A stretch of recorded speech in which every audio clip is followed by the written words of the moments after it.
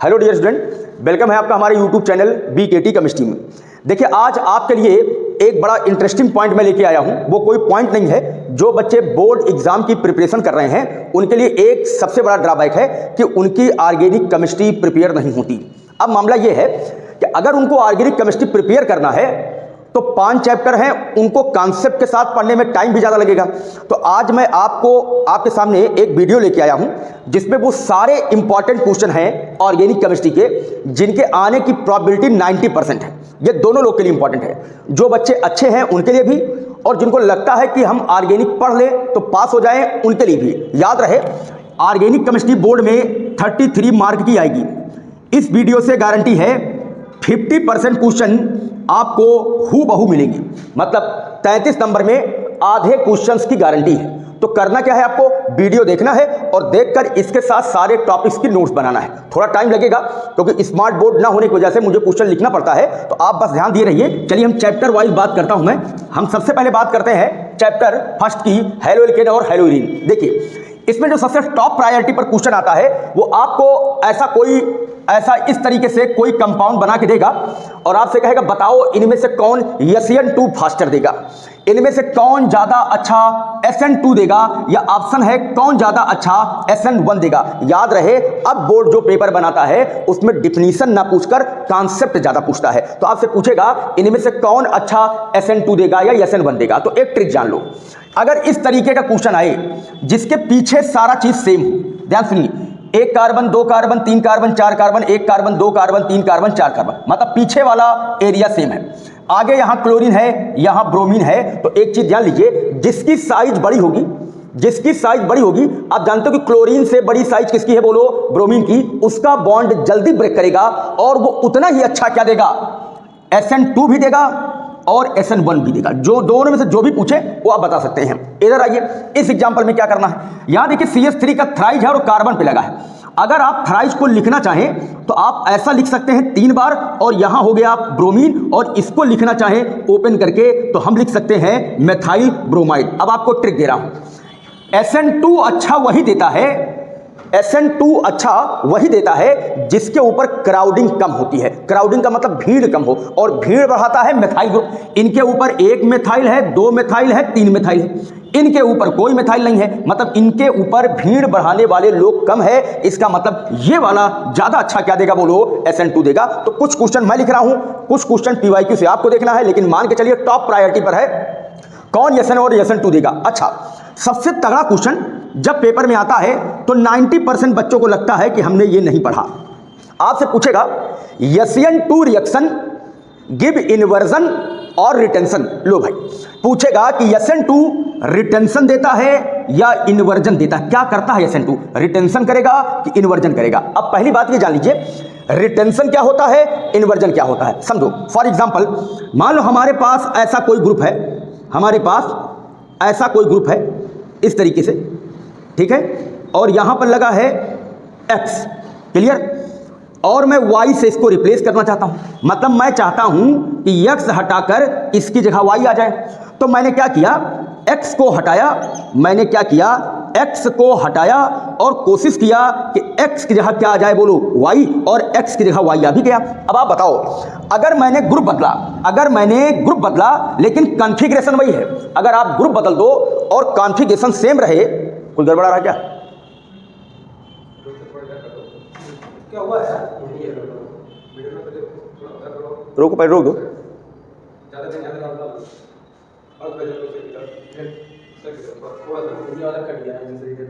अच्छा, उधर वाला अब सही है, ठीक है। मैं क्या बोल रहा हूं, अगर हम ग्रुप बदलें, X की जगह Y कर दें। देखिए, अगर मैं ग्रुप बदल रहा हूं तो भी जैसा स्ट्रक्चर उधर वाला ऐसा उधर है। अगर ग्रुप बदलने पर स्ट्रक्चर सेम है तो इसको बोलते हैं रिटेंशन ऑफ कॉन्फ़िगरेशन। रिटेंशन का मतलब उसने अपना कॉन्फ़िगरेशन रिटेन किया है, मेंटेन किया है। और सुनिए, जब SN2 होता है तो SN2 का नाम होता है अम्ब्रेला इन्वर्जन। SN2 रिएक्शन जो होता है ये याद गिरेगा, इसको बोलते हैं अम्ब्रेला इन्वर्जन। तो एक ट्रिक जान लो, या इसी को बोलते हैं Walden inversion. Walden is the name of the scientist, Walden inversion. बस ये जानते रहो, अम्ब्रेला माने छाता, छाता पलट जाता है जब SN2 रिएक्शन होता है। इसका मतलब SN2 रिटेंशन नहीं देता है, क्या देता है बोलो, इन्वर्जन देता है। एक ये क्वेश्चन इंपॉर्टेंट है कि रिटेंशन क्या होता है और इन्वर्जन क्या होता है। आइए नेक्स्ट क्वेश्चन पर। अगला क्वेश्चन है रैस्मिक मिक्सचर या रैस्माइजेशन क्या है। रैस्मिक मिक्सचर या रैस्माइजेशन क्या है, मैं ऊपर वाला इरेज कर रहा हूं क्योंकि इसके आंसर यहां बताऊंगा। अगला क्वेश्चन है रैस्मिक मिक्सचर या रैस्माइजेशन क्या है। तो चलिए रैस्मिक मिक्सचर से पहले एक और इंपॉर्टेंट पॉइंट जान लेते हैं। क्या है वो पॉइंट है कायरल कार्बन, कायरल सेंटर और कायरल कार्बन और कायरल कार्बन। एनसीईआरटी में इसका एग्जाम्पल भी दिया गया है। और समझो, मान लो ऐसे एक स्ट्रक्चर बना किया गया, ऐसे एक स्ट्रक्चर बना किया गया और एक मान लो ऐसा स्ट्रक्चर बना किया गया, ऐसा। इसका नाम A रखे, इसका नाम B रख दिया। अब आपसे पूछता है कि बताओ A और B दोनों में से कौन सा कायरल कार्बन है। A और B में से कौन सा कायरल कार्बन है। समझो कायरल कार्बन किसे बोलते हैं, वो कार्बन जिसकी चारों वैलेंसी 4 डिफरेंट इलेक्ट्रॉन डेंसिटी से पूरी हो, चाहे इलेक्ट्रॉन ग्रुप कह दो या इलेक्ट्रॉन डेंसिटी कह दो। तो आप जानते हैं जहां सारी लाइनें टच करती वहां कार्बन होता है। अगर यहां कार्बन है तो ये वाला हो गया मेथाइल, ये वाला हो गया मिथाइल, ये वाला जो L से बना है ये हो गया एथाइल, ये हो गया क्लोरीन और इसके नीचे लगा है क्या बोलो, हाइड्रोजन। तो आप देखो पहला ग्रुप, दूसरा ग्रुप, तीसरा ग्रुप, चौथा ग्रुप, चारों ग्रुप अलग अलग हैं। इसका मतलब ये आपका कायरल कार्बन हो गया। जो कायरल होगा वो ऑप्टिकली एक्टिव होता है। इधर आइए, अगर मैं नीचे H मान लूं तो ये ग्रुप अलग है, ये भी ग्रुप अलग है। देखो ये दोनों ऐसे टेढ़े हैं, जैसा ये दिख रहा है ऐसा ये दिख रहा है। मतलब दो ग्रुप क्या है बोलो, सेम। अगर दो ग्रुप सेम हो गए इसका मतलब ये कार्बन आपका कायरल नहीं है। अच्छा, अब कायरल के बाद आ जाओ रैस्मिक मिक्सचर। आप ये जानते हैं कि अगर कोई प्लेन पोलराइज लाइट को क्लॉकवाइज घुमाता है, क्लॉकवाइज, क्लियर, जैसे मान लो प्लेन पोलराइज लाइट आ रही हो, उसको क्लॉकवाइज घुमा दो, तो क्लॉकवाइज घुमाने को केमिस्ट्री में बोलते हैं डेक्स्ट्रो रोटेटरी, जिसका सिंबल है L। और एंटी क्लॉकवाइज घुमाने को बोलते हैं लीबो रोटेटरी, जिसका सिंबल है L। तो ये है डेक्स्ट्रो, ये है लीबो। मतलब या तो क्लॉक घूमेगा या तो एंटी क्लॉक घूमेगा। लेकिन दो सोल्यूशन का मिक्सचर, रैस्मिक मिक्सचर ऐसा मिक्सचर होता है जो प्लेन पोलराइज्ड लाइट को 50% तो D घुमाता है लेकिन 50% ही क्या घुमाता है बोलो, L।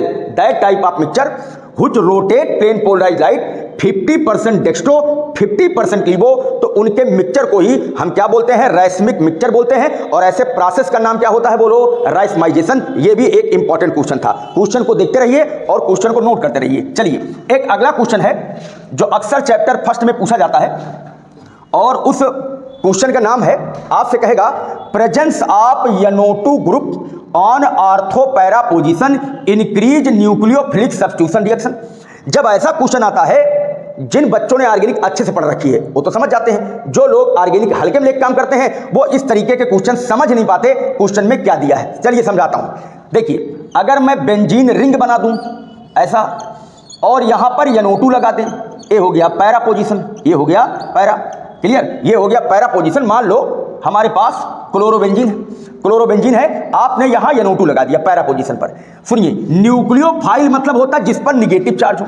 न्यूक्लियोफाइल का मतलब position increase nucleophilic substitution reaction. Nucleophile का मतलब जिन पर कौन सा चार्ज होता है बोलो, नेगेटिव चार्ज होता है। अब मेरी बात ध्यान समझिए, दरअसल होता क्या है, ये जो NO2 ग्रुप होता है यह इलेक्ट्रॉन विड्राइंग होता है, ये इलेक्ट्रॉन को अपनी ओर खींचता है। आप बताओ, अगर ये रिंग से इलेक्ट्रॉन को अपनी ओर खींच देगा, इंडक्टिव का काम करता है, अगर ये रिंग से इलेक्ट्रॉन को अपनी ओर खींचेगा तो इलेक्ट्रॉन डेंसिटी की रिंग पर क्या हो जाएगी, कमी। मतलब इस पर इलेक्ट्रॉन डेंसिटी कम हो जाएगी। अगर इस पर इलेक्ट्रॉन डेंसिटी कम हो जाएगी तो आप जानते हैं निगेटिव हमेशा वहां जाके जुड़ता है जहां पर पॉजिटिव हो, और पॉजिटिव चार्ज को ही बोलते हैं इलेक्ट्रॉन डेंसिटी का कम होना। दिखेगा नहीं, ऑर्गेनिक है, दिखेगा नहीं, यहां पॉजिटिव छप जाएगा, लेकिन इस ग्रुप के जुड़ने से इस पर इलेक्ट्रॉन डेंसिटी की कमी होती है।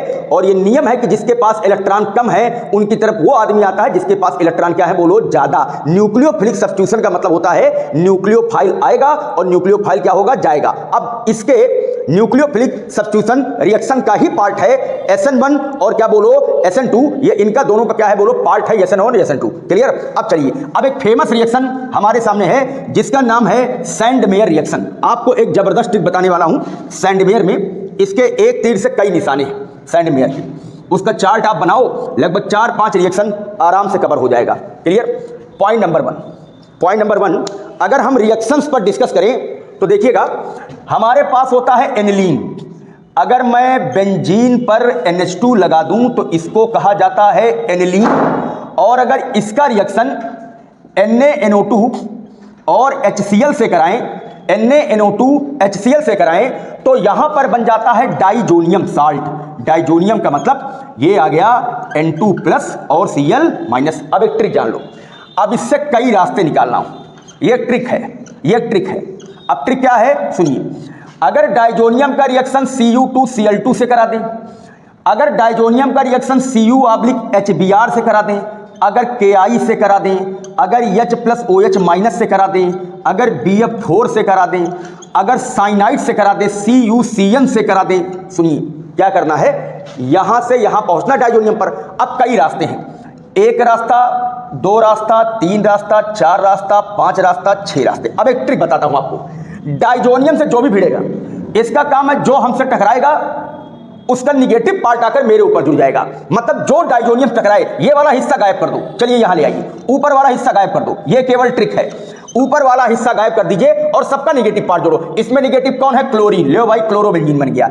इसमें निगेटिव कौन है, ब्रोमीन, तो अगर HBr से रिएक्ट करेगा तो ब्रोमोबेंजीन बन गया। इसमें निगेटिव कौन है, आयोडीन, तो इस पर क्या आ जाएगा बोलो, आयोडीन। इस पर निगेटिव कौन है, OH, तो बोलो क्या आ जाएगा, OH मतलब फिनाल। इस पर कौन है, फ्लोरीन, तो बेंजीन रिंग पर क्या आ जाएगा, फ्लोरीन। इस पर कौन है, CN, तो यहां पर क्या आ जाएगा बोलो, साइनाइड। याद रहे, जब इसका रिएक्शन Cu2Cl2 से कराएंगे तो इसको हम बोलते हैं सैंडमेयर रिएक्शन, और अगर CuCN से कराएंगे तो भी इसको बोलते हैं क्या बोलो, सैंडमेयर रिएक्शन। मतलब इतने तरीकों से आपको गुजरना है। देखिए chlorobenzene, bromobenzene, iodobenzene, phenol, fluorobenzene और साइनाइड। क्लियर। इसका स्क्रीनशॉट लेकर आपको नोट करना है कि सैंडमेयर रिएक्शन क्या होगा। अच्छा, रिएक्शन के बाद 2-3 और रिएक्शन है, CH3CH2Cl, और यहां लिखा रहेगा अल्कोहलिक KOH, और कहेगा क्या बनेगा, CH3CH2Cl, यहां लिखा रहेगा एक्वस KOH, कहेगा क्या बनेगा, CH3CH2Cl प्लस लिखा रहेगा KCN, कहेगा क्या बनेगा, और CH3CH2Cl प्लस लिखा रहेगा AgCN, और कहेगा क्या बनेगा। सुनिए, अगर अल्कोहल के साथ KOH आता है तो ये इलिमिनेशन रिएक्शन दिखाता है, और अगर पानी के साथ KOH आता है तो डिस्प्लेसमेंट रिएक्शन दिखाता है। तो क्या होगा, एलिमिनेशन का मतलब ये निकलेगा, इनके बगल वाला बॉन्ड आ जाएगा, मतलब ये आपको बना देगा CH2 डबल बॉन्ड CH2 माने एल्कीन बनेगा, एल्कीन। यहां क्या होगा, Cl जाएगा, OH आएगा, ये बन जाएगा CH3CH2OH, और साथ में बनेगा KCl। क्लियर। ये क्या होगा, ये न्यूक्लियोफिलिक सब्स्टिट्यूशन है, निगेटिव जाएगा निगेटिव आएगा, K+Cn में Cl जाएगा Cn आएगा, ए बन जाएगा CH3CH2Cn, मतलब साइनाइड। यहां थोड़ा खतरा है, निगेटिव जाएगा निगेटिव आएगा, बिल्कुल CH3CH2, लेकिन NC बनेगा जिसको बोलते हैं आइसोसाइनाइड। याद रहे, AgCN के केस में इनके बीच कोवैलेंट बॉन्डिंग होती है, जिसमें से साइनाइड न बनकर क्या बन जाता है, आइसोसाइनाइड बन जाता है। इतने रिएक्शंस आपके लिए बहुत ज्यादा इंपॉर्टेंट है। वेट। अच्छा, अब NCERT का क्वेश्चन नंबर 12, NCERT का क्वेश्चन नंबर 12 और क्वेश्चन नंबर 18, तुरंत NCERT पलटिए और NCERT के क्वेश्चन नंबर 12 और क्वेश्चन नंबर 18 पर आ जाइए। NCERT का क्वेश्चन नंबर 12 और क्वेश्चन नंबर 18 मेरे पास NCERT है। मैं NCERT का क्वेश्चन नंबर 12 देख रहा हूं, जिसमें से पहला क्वेश्चन है dipole moment of chlorobenzene is lower than cyclohexyl chloride. आधे से ज्यादा लोग साइक्लोहेक्सिल क्लोराइड का फिगर ही नहीं बना पाते हैं, ना क्वेश्चन कर पाएंगे। क्लियर। सेकंड क्वेश्चन है alkyl halide is polar but immiscible in water, immiscible in water. तीसरा क्वेश्चन है Grignard reagent should be prepared anhydrous condition। Clear? आइए इनका आंसर जानते हैं। देखो बेटा, डाईपोल मोमेंट को म्यू बोलते हैं। म्यू बराबर होता है क्यू इंटू डी। क्यू मतलब चार्ज, डी माने डिस्टेंस। ये है क्लोरोबेंजीन, ये रहा क्लोरोबेंजीन, जो कि इधर लोन पेयर शिफ्ट करता है, जिससे यहां आता है पार्शियल डबल बॉन्ड, यहां आता है पार्शियल डबल बॉन्ड। क्लियर? और साइक्लोहेक्सिल का मतलब अंदर से बॉन्ड गायब कर दो, क्लोरीन लगा लो। अब ध्यान से सुनो, अगर डबल बॉन्ड फिर सिंगल बॉन्ड फिर लोन पेयर है, इसका मतलब रिजोनेंस करता है।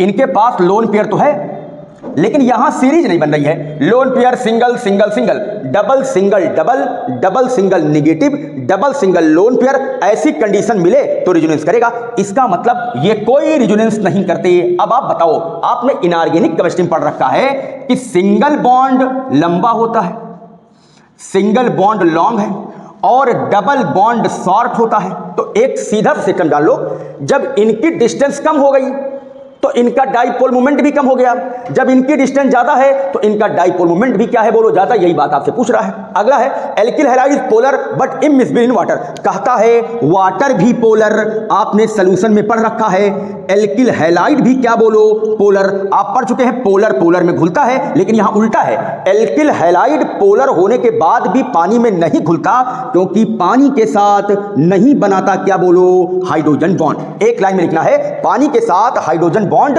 नहीं बनाता। Grignard reagent should be anhydrous condition. सुनिए, ग्रिग्नार्ड होता है RMgX, जो टूटता है R- और MgX प्लस में।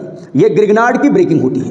दरअसल ग्रिग्नार्ड का रिएक्शन अगर पानी के प्रेजेंस में करा दोगे तो ग्रिग्नार्ड एल्केन बनाने लगता है। तुमको कुछ और चाहिए, वो अलग खिचड़ी पकाने लगेगा, वो एल्केन बना लेगा। इसीलिए ग्रिग्नार्ड रिएजेंट को एनहाइड्रस का मतलब निर्जलीय, जहां कोई पानी ना पाया जाए वहां पर क्या बनाना है बोलो, ग्रिग्नार्ड बनाना है। और एनसीईआरटी का क्वेश्चन नंबर 18 कहता है आपको ऐसा 3 प्रोडक्ट दिया गया है, आर्थोक्लोरो कितने मिनट का हो गया, ये है मेटाक्लोरो,